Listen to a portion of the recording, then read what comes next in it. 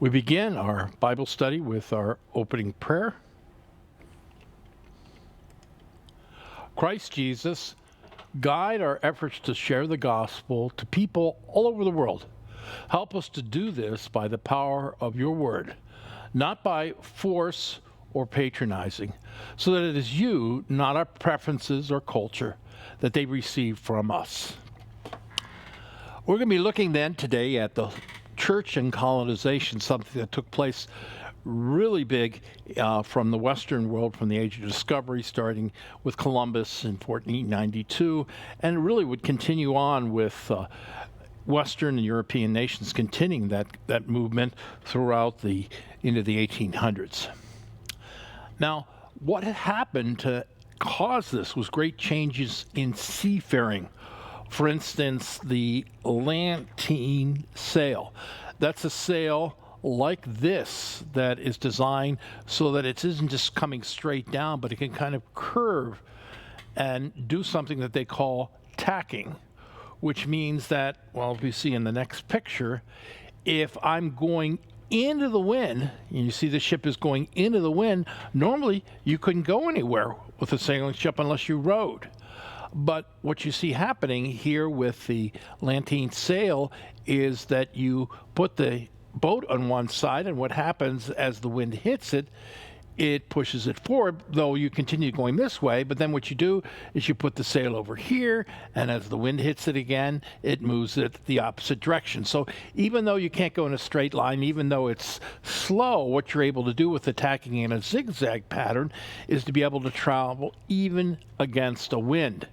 And until they really mastered that, you really couldn't do ocean traveling. Also, they had advances in navigation, the long line, the log line, the compass, and even what they call the log itself. Now, what do we mean by that? Well, to picture that, here is an example of a log. What you would do is you would take this piece of wood and you'd let it out, and then by doing that, it would spin out, and what you would do is time it according to loops that you put in there, and in doing this, you would be able to judge the speed of not only the boat, but also the speed and direction of the current that you're going to. Also, they learned to by doing this, also they had better methods of what they call fathoming, where they could tell the depth of the water as well. And here, of course, is the compass that was developed so that you knew the direction you were going. It used to be that you would just depend on what you saw on the land, and that's why in the ancient world people didn't travel very far from the land. But with these methods, and most especially what we call the log itself, taking very careful calculations, you could keep an idea of what you were doing, where you were going. The master of this kind of navigation is, of course, this man, Christopher Columbus, and he was known for this kind of navigation called dead reckoning. And this enabled seafarers to actually travel into the ocean. And this ship, which is called the caravel, which was developed first in Portugal and spread to Spain. Most of the seamen, really good seamen in Spain anyway, were from Portugal. And then the idea spread into places like France and England. And this allowed exploration. It allowed ships in Europe to travel far, far away from their land, and, of course, ended up with the discovery of the New World. Well, with the discovery of the New World, there's this big argument, though, over who is to control it. Well, in the year 1493, the Pope divided the lands between the Spanish, who would have all the lands here, and the Portuguese, who would have the lands here. The Portuguese had been doing explorations along the coast of Africa to find a way around it to get to the Spice Islands, the riches of the East. But because of Christopher Columbus, the Spanish had discovered territory over here. And of course, eventually, Magellan was to find the Strait of Magellan, a way to go here into the Pacific. Plus, the Spanish found and had their big colony on Panama, where you had this narrow isthmus. And instead of going around this difficult coast, they would have ships on both sides, transport things across Panama. And this enabled them to have access to the east from another direction. And the Pope, by doing this, set up in this Treaty of Tordesillas who was to control which area. But, of course, as we know, what happened is there was a lot of exploitation that come on. But there was also a genuine desire to lead people to faith with the Catholic countries like Spain and Portugal to bring the gospel to the people there. Now, in Exodus 28, God speaks about the people of Israel and what would happen as they would enter into the promised land. He said, I will send my terror ahead of you and throw into confusion every nation you encounter. I'll make all your enemies turn their backs and run. I will send the hornet ahead of you to drive the Hivites, the Canaanites, the Hittites out of your way. But I will not drive them out in a single year because the land would become desolate and the wild animals too numerous for you. Little by little, I will drive them out before you until you have increased enough to take possession of the land. I will establish your borders from the Red Sea to the Mediterranean Sea, and from the desert to the Euphrates River. I will give into your hands the people who live in the land, and you will drive them out before you. Do not make a covenant with them or with their gods. Do not let them live in your land, or they will cause you to sin against me, because the worship of their gods will certainly be a snare to them. So when the children of Israel enter into the promised land after Moses, under Joshua, this is the process that happens. And there were people who took that and said, well, this maybe is what we're going to be doing with colonization. But it's totally inappropriate, because in the Old Testament, God's kingdom was both a political nation, that of Israel, and it was also the people of faith. But with the coming of Christ, you divide those. The church, the people of God, is a spiritual kingdom. It is not associated with any nation. It goes beyond that. It's for all people. So because of that, that kind of principle, though, which was used or abused, is misused. Deuteronomy 7, God said, and this is closer to when Moses is dead and about to die and the people enter in the promised land. When the Lord your God brings you to the land you are entering to possess and drives out before you many nations, the Hittite, Girgashites, Amorites, Canaanites, Perizzites, Hivites, and Jebusites, 7 nations larger and stronger than you. And when the Lord your God has delivered them over to you and you have defeated them, then you must destroy them totally. Make no treaty with them, show no mercy. Do not intermarry with them. Do not give your daughters to their sons or take your daughters for your sons, for they will turn your children away from following me to serve other gods. And the Lord's anger will burn against you and will quickly destroy you. This is what you are to do to them. Break down their altars, smash their sacred stones, cut down their Asherah poles, burn their idols in the fire. And again, does this apply? Well, again, in the Old Testament, the religion and the state are the same, but in the New Testament church, the church we now have today, it's only spiritual. It's only religion. And instead, we do things not by forces of the church, but through the power of the gospel. St. Paul, speaking in Athens in Acts 17, said, Paul stood up in the meeting of the Areopagus and said, people of Athens, I see that in every way you're very religious. For as I walked around and looked carefully at your objects of worship, I even found an altar with this inscription, to an unknown God. So you were ignorant of the very thing you worship, and this is what I'm going to proclaim to you. The God who made the world and everything in it is Lord of heaven and earth, and does not live in temples built by human hands. He is not served by human hands as if he needed anything. Rather, he himself gives everyone life and breath and everything else. From one man he made all the nations that they should inhabit the whole earth, and he marked out their appointed times in history, the boundaries of their lands. God did this so that they would seek him and perhaps reach out to him and find him, though he is not far from any one of us. For in him we live and move and have our being. As some of your own poets have said, we are his offspring. Now, what does Paul mean when he said that he marked out the boundaries? Well, God isn't the one who set up directly nations as they are. You can't, for instance, say that God created the United States of America, but there's this understanding in the New Testament that political power, political authority is God exercising his power over people to hold sin in check. Romans 13, Paul says, "Let everyone be subject to the governing authorities, for there is no authority except that which God has established. The authorities that exist have been established by God. Consequently, whoever rebels against authorities is rebelling against what God has instituted. And those who do so will bring judgment on themselves. For rulers have no terror for those who do not do right, but for those who do wrong. Do you want to be free from the fear of one in authority? Then do what is right, you will be commended. For the one in authority is God's servant for your good. But if you do wrong, be afraid, for rulers do not bear the sword for no reason. They are God's servants, agents of wrath that bring punishment on the wrongdoer. Therefore, it is necessary to submit to the authorities, not only because of possible punishment, but also as a matter of conscience. This is also why you pay taxes, for the authorities are God's servants who give their full time to governing. Give to everyone what you owe them. If you owe taxes, pay taxes. If revenue, then revenue. If respect, then respect. If honor, then honor." So the idea behind this is when we obey the governments, what's in place, then we are obeying God. And Paul goes back to that when he was talking about in Athens, is that these governments, these were set up, and you have countries with their boundaries. But then how do we deal with the colonization and eventually the creation of countries like our own?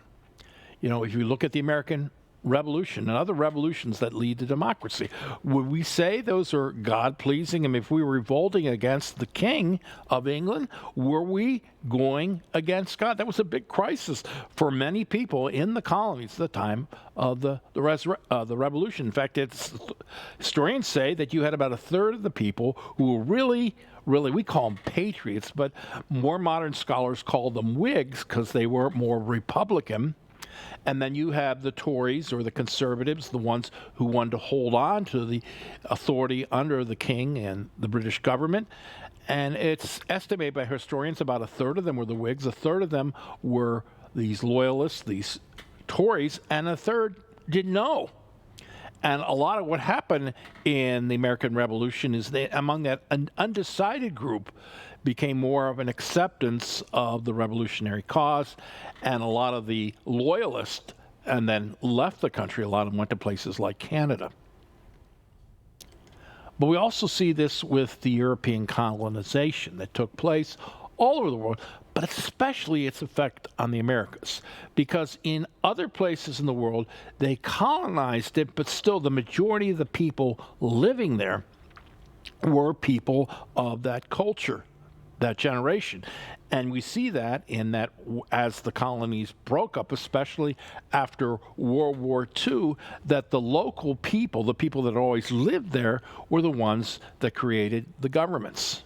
But in the Americas, especially here in North America, the people that later would dominate are the people who came over from Europe.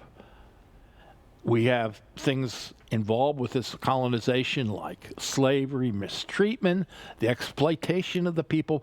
But in the Americas, the worst was disease.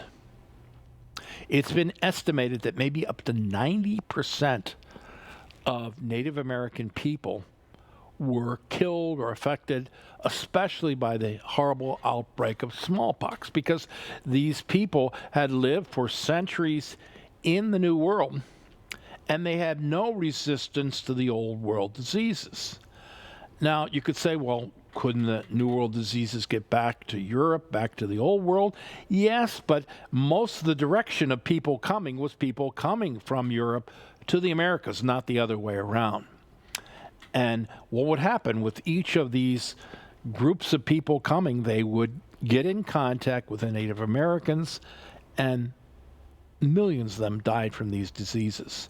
We think of the story of Thanksgiving, and we think of the famous Squanto, the Indian who helped, the Native American who helped the Pilgrims. He had been born in Massachusetts, and when European fishermen took him and went back to Europe, he learned English, and he went back then later to his home area and found out his entire village where he had grown up was wiped out by disease. And that's one of the reasons why he was willing to work with the Pilgrims. In many respects, he was lonely because he had lost all of his family, all of his village.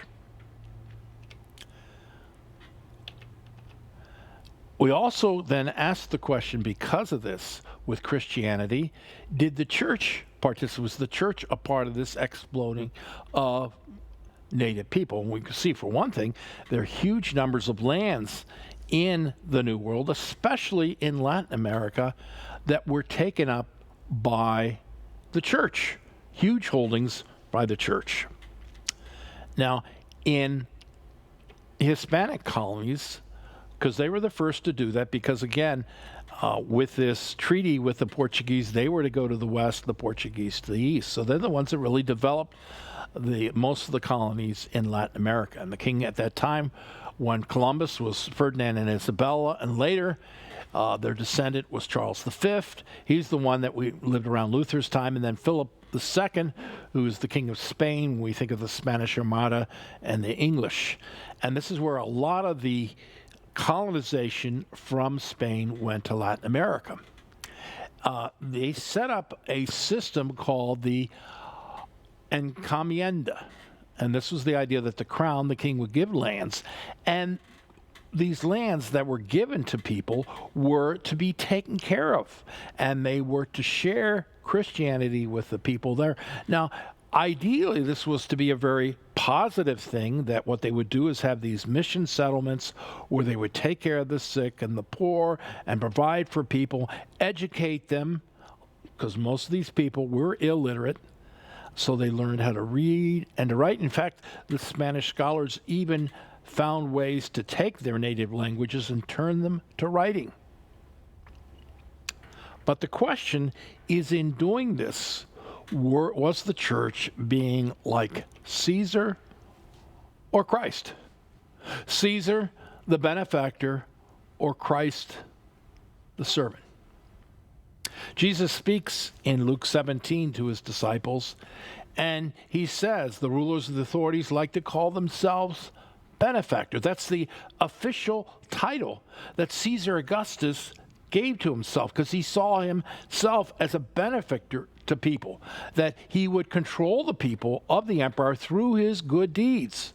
As the Romans built bridges and aqueducts and roads and public buildings to make people's lives happier as they kept the peace, the idea is they would be the benefactor, and in exchange for that, they would get the people's loyalty. But behind this was a whole patronizing idea that this emperor was above you. He was better than you, and you subjected yourself to him because you knew he was better than you. But that is so much the opposite of what we see in Christ Jesus, who could be the perfect benefactor because he's God Almighty. But what did he do? He became a servant. He placed himself not over everybody, but under them, and sacrificed his own life to save us from sin, giving us as a Christian a very different model of how we share our faith and say, the Caesar would spare his blessings. But you see the church getting caught up in this idea of a benefactor role rather than a servant role, that they would come as the more advanced nation with their great culture and help and bless these poor savages. But within the Catholic Church, there were many voices who spoke against that idea because they were affected by the true Christian understanding of the servant role. And the two big names I would like to mention are Antonio de Montesinos and Bartolomé Las Casas. Here's a picture of Las Casas. And he wrote from Mexico back to the Emperor Charles V and told Charles V that the people were being exploited. Now, Charles is the emperor at the time of Martin Luther. And he wasn't just emperor, Holy Roman Emperor. He controlled so much of Europe. I've stated this before. Every country who has won the World Cup in soccer, except England and France, was under his realm. And in terms of England and France, his son, Mary of England, his son Philip, And he made Francis I, the king of France, a hostage by defeating him. So here's this great, powerful man. But in 1542, he accepted these new laws, set up with the influence of Las Casas, that the ownership would be given back to the people, that they were to stop the slavery, they were to stop the exploiting of the people. But what happened is the government, the local people, the local leaders got in the way of this. And you had the development, what were called reducciones, places like these missions where you had havens from slavery, where there's a combination of Christian and ethnic culture, we had thriving economics, but they were removed because of European politics. Great example of this is the mission in Guarani, Paraguay, made famous in the movie The Mission, where you had a great thriving of both cultures and kind of a development where they would share things with people, very much controlled by the church, especially missionaries. But they were later pushed out by political influences, especially those for whom Latin America wasn't principally a place to bring the gospel to people, but rather a place to exploit for their local good. And this was further emphasized by how the colonists revolted, how Charles was so caught up in the war with fighting Holland, which was under his control, was trying to repel. And the result is that Charles repealed these new laws because it was so important that he get the silver from especially Peru and South America to fund his wars. And the result of this is, even though you had this flourishing of these reducciones, they were eliminated, and you had further and further exploitation of the people, and often associated with the church, even though there were many churchmen like Las Casas who spoke against it. Now, in the north, with the French and the English, you had far fewer Native Americans to deal with because of the great destruction of diseases, but also the harsher climate there meant that there were fewer Native Americans who existed, but also they didn't develop the kind of civilization, the kind of huge populations that you did in places like Latin America, where you had the famous civilizations of the Mayans and the Incas and the Aztecs and others like that. Later, the Americans then were used as pawns in the wars between the French and the English, where the Iroquois worked for the English and the Algonquin tribes worked for the French. This simply happened because at first the French colonists under Samuel de Champlain befriended the Algonquin, and then when the Iroquois attacked him, he fired his arquebus, that's the precursor of the musket, and scared the Iroquois away. And from then on, the Iroquois were mortal enemies against the French. There was less commercial value coming from North America than there was from Latin America, where you had all these precious metals like silver and gold and later sugar. The main commercial value of North America lied in trade for pelts and fishing off the coast. And if you're fishing off the coast, other than having temporary places, the French had temporary fishing villages in and off Canada and North America for many, many years in the 1500s, and they didn't set up a permanent place until the 1600s in Quebec. And there was the trading for pelts, but because of the difficulty of doing this and going way out into the wilderness, it was again a lot easier to trade with the Native Americans rather than to make them slaves. And the result of this is you didn't have the huge amount of Native Americans made into slaves. Basically what happened as the people came from Europe, they formed their colonies and they kept separate from the Native Americans. Now, in the French colonies, too, this was affected by the fact that the French colonies were totally a part of the French crown, that the purpose of these colonies was to supply the crown with income. And so you didn't have These colonies are set up for people from France to build a new life, a new civilization. Very few families came over. Most of the Frenchmen that came over there that were involved with especially the trade of pelts were single, and they made wives out of the local Native American women. And the church's role here was very much more a matter of just evangelizing. They didn't set up the kinds of missions like in Latin America where you grew crops and things like that. Especially the group that worked among the French colonies with evangelizing the Native Americans were the Jesuits. And they did a very different kind of missionary work than the Spanish. The Spanish would set up their towns and their missions. People would come to them, and there was a lot of their culture involved. But what the French Jesuits instead did is they went and lived among the local people. And so the focus was not on converting them to their culture, but rather to their faith.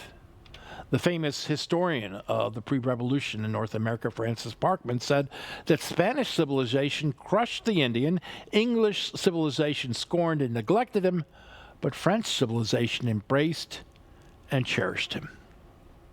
If you go to Canada, the big university there is Laval University, named after this man, Bishop Laval, who was the head bishop in Canada. And he worked hard to outlaw the sale of alcohol to Native Americans. We know from science that many Native Americans have kind of a condition that makes them alcoholic even before they taste alcohol. And the result was very readily they would become addicted to this firewater, it was called, and there were traders who would exploit this to get all kinds of goods from them. And of course, the alcoholism, even to this day, is a horrible plague among Native Americans. And Bishop Laval spoke against this. Even though that made things great economically for the French traders, he worked hard to outlaw these things. The European colonies especially saw this understanding of mercantilism, especially among the French, where the government would bring wealth for the crown by trading and exploiting or whatever with the Native Americans. And it was something where you had government and not private control. But with the settlement of the English, you have something new, where instead of the government doing it, you had private companies. And they were involved with trying to do this so that the private companies could get wealth, but also for people to colonize, especially people seeking religious freedom. They think of the Pilgrims, of the Puritans in Massachusetts. My home state of Maryland was set up as a colony for Roman Catholics. Georgia was set up as a colony for people who were in debtors' prison.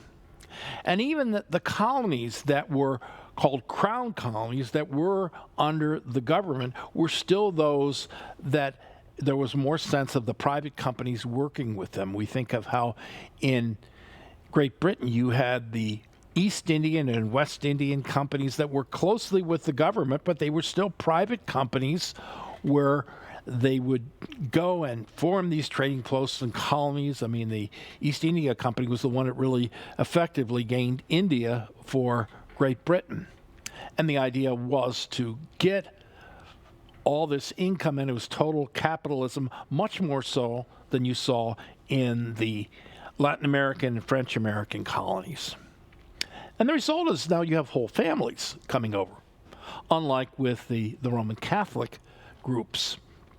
And what happened is then that you had whole families, so they didn't mix with the Native Americans. In the French colonies, the Spanish colonies, the Portuguese colony in Brazil, there was a lot of mixing between the men who came over, who were from Europe, and Native American women. So that in those places, you have huge numbers of people who are mixed race. But in the English colonies, you had very little of that. Not only that, but it's also the nature of the Protestantism that, and these people were coming for religious reasons, that they saw the New World as not a place to exploit so forth commercially, but it's a place to establish a new land, a promised land, kind of a heaven here on earth, that away from the bad influences in Europe, especially what they saw as the bad influences of the government, Roman Catholicism, they could plant a new place where they could have kind of a heaven here on earth. And this meant keeping themselves pure from pagan influences, using those Old Testament scriptures which applied to Israel and applying it to their life, of course, which is totally wrong. So the result of this, they would not mix, and they would conquer the land and take the land away from the Native Americans. And so there's very little mixing. And the first example, the major war, was the King Philip's War in the 1600s in Massachusetts.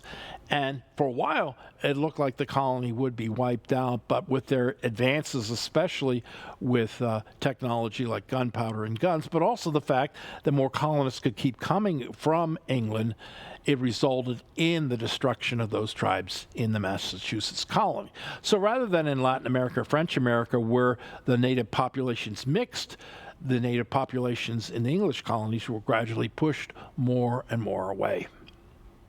And we see that happening in the time before the American Revolution, where you had the British government set up this place, this line, where the colonists weren't supposed to expand any further west, and the idea was to keep them from continuing in the native lands and causing war and tension. And one of the reasons the revolution was fought is so they could be free from that and continue expanding to the west.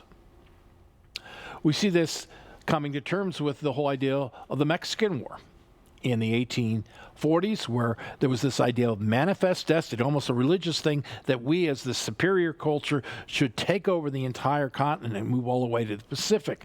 The idea behind the Monroe Doctrine, that we as the United States will protect the New World from evil influences of the Europeans, and the Monroe Doctrine was the idea that the United States would defend these new nations that had declared their independence in Latin America from the Spanish and from other Europeans coming in.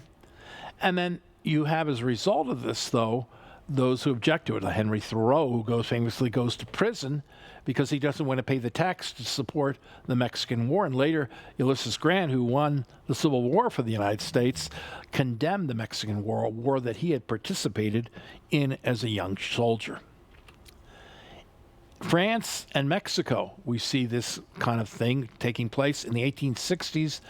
France decides they're going to set up a colony in Mexico, that they will take a relative of the Austrian Empire, Maximilian, put him in as Emperor of Mexico, because there were conservatives in Mexico that didn't want to have a republic.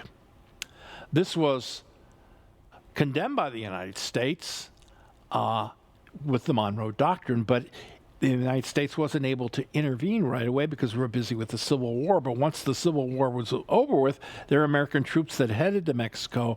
But by that time, the French left and Maximilian was killed. But you had this idea, though, that of America then having a patronizing attitude, kind of like they're going to be the Caesar of the Western world, the Western Hemisphere. And we see the result of American imperialism, which comes as a result of the Spanish-American War, where we got involved there and we gained territories in the Philippines and Puerto Rico, and for a while had control in Cuba. The whole Panama Canal thing, where the United States helped to fund a revolution by the local Panamanian people, because Panama was a part of Colombia. And in doing that, in exchange for that, the United States was able to develop the Panama Canal and the whole business with the Central American fruit, where the American fruit companies would put down local efforts to make the nation more democratic, because by doing that, they would have dictatorial governors in control in Central America. It would make it very easy for us to exploit those lands for our fruit, so we could have our fresh tropical fruit. Now, colonies in the eastern part of the world, in China, Africa, and so forth, again, as I said, they didn't displace most of the people, and so much lesser percentage of the people became converts. But in places where the European population got to be more and more prominent, you had much higher levels of conversion, of people becoming Christians. And you can see that in where you have Christianity high levels, these places with the yellow and the tan, and especially are places where you have high levels of Christianity. So, for instance, if we look here at our map and we see here's North America, which was English, French, Hispanic, Latin America. These are places with high levels of Christianity historically. But you have places like here in Africa, places like areas of China and Southeast Asia, India, which have been controlled and colonized by Europeans. I mean, every country in Africa was controlled by a European power except Ethiopia. Of course, Ethiopia had a higher level percentage of Christians than most places in Africa. But even though you had all this control by Europeans, most of the local people did not convert to Christianity. In fact, a lot of the conversions that have taken place in Africa to Christianity have happened since the Europeans have let go and the local control. It's happened with evangelist efforts from within the populations. Same is true with China, where there were estimated to be thousands of missionaries from the West in China in 1949 when they were kicked out by the victory of the communist government. And there were estimated to be about 5 million people in China who are Christian. Then we were isolated from them under Mao Zedong. You didn't hear anything about China until Nixon visited China and things started to open up in the 1980s. As a result, we found out that even though we didn't have our missionaries there, that the church, underground church, had grown from about 5 to 50 million people in China. Likewise with efforts in places like India and Southeast Asia, where the local people have done a better job of evangelizing than they could do when the Europeans were in control. Whereas here in Latin America, because there was so much of the European countries coming in and influencing them, you had more of a historical dominance of the Christian religion. And this is seen as part of, too, the changes in missionary activity, where our missionaries, rather than people like in the missions in French Canada or in Latin America, where the missionaries would live actively among the people and directly convert them, now what our people do, our missionaries mainly are educators, and they educate the actual local people who do their actual evangelism. And again, there's a shifting from this role of being patronizing, being a benefactor like Caesar, to being partners. You know, in China, for instance, there was a whole group of population known as rice Christians, people who would come to the mission and worship because they get free food. And once the food left, they were gone. Much better was the kind of evangelism work where people are trained and the people themselves work with their own cultures, and conversions become people not doing it to get free food or whatever, but because truly they've been worked on through the Holy Spirit. And we see the result of this with the result of where Christianity has taken place after all this, colonization, where you have places like in Africa, for instance, and in Southeast Asia, China, places like that, where evangelism has really increased in a way that it never did before the colonization, where you have a dominance of the native people. Whereas in the Americas, where there was either a mix between the colonists and the local people, like in Latin America, or where the colonists, like in North America, Canada, are the dominant group. St. Paul tells us that there were people who were sharing the gospel to exploit people, to get money from or whatever. And of course, he rejected it, but he said, nevertheless, even though they had the wrong motives, still God could use it to share the gospel. And that was what was primary and major for him. And that's what we can see in this exploitation of the colonies. It was not good. It was not moral in itself. But nevertheless, even God could even take that and use that to share the gospel, because you have a huge change in Christianity from being something that's localized just in Europe to something that extends throughout the world. And God used that process of colonization to bring it about. Yes, with all of our evil sin and effects, a lot of bad things happen. And especially in the Americas, the biggest problem that happened was not turning people into slaves or exploiting them economically, but the disease, which people then didn't have any knowledge of how really to stop that. But despite that, the gospel, what we all need most, predominate. Now, it's not an excuse for us to exploit people like what happened with the colonization.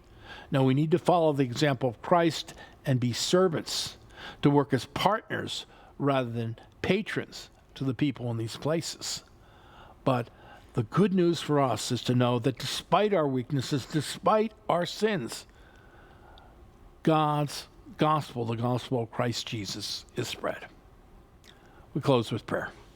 Spread the reign of God, the Lord, spoken, written, mighty word, everywhere his creatures call to his heavenly banquet hall. Tell how God the Father's will made the world, upholds it still, how his own dear Son he gave, us from sin and death to save. Tell of our Redeemer's grace, who to save our human race, and to pay rebellion's price, gave himself a sacrifice. Tell of God the Spirit given now to guide us on to heaven, strong and holy, just and true, working both to will and do. Amen.